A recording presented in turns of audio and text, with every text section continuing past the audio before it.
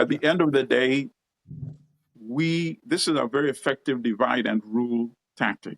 You see? The quote unquote tribalization of issues. Yeah. When in fact, everybody knows who the enemy is. The enemy that affects, whether you're European descendant, whether you're African descendant, Latino descendant, so long as you are a working person, a working class.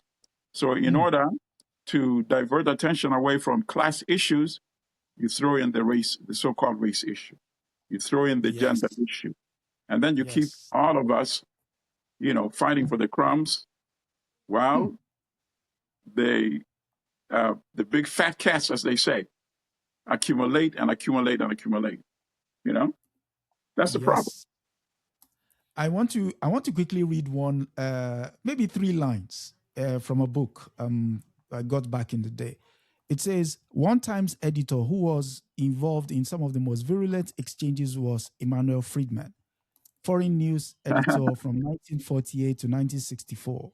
A Times reporter, Homer Bigart, espoused similar racist sentiments in his letters.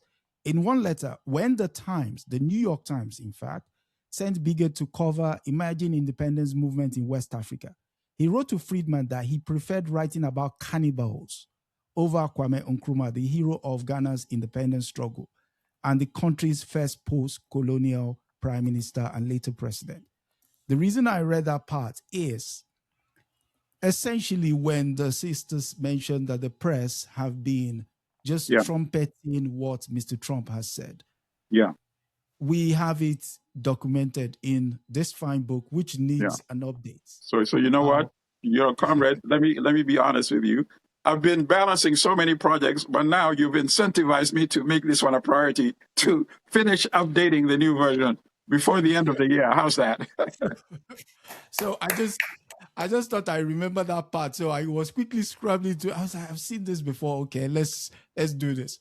And yes, so that said, that's Trump. And also one of the reasons why we do this is so that we reframe the narrative, because it's not just good picking up those newspapers, listening to the news, hearing it on radio or on a podcast or just in passing and taking that as without proper contextualizing all of the stories. So I hope we've been able to do that. And that said, we're looking for 2,000 subscribers by the end of the year, and we're up and running. So if this is your first time here, please do like, share, and subscribe, and all the other good stuff. So that said, we go to our next story, which is breaking news, which was previously breaking news coming out of West Africa.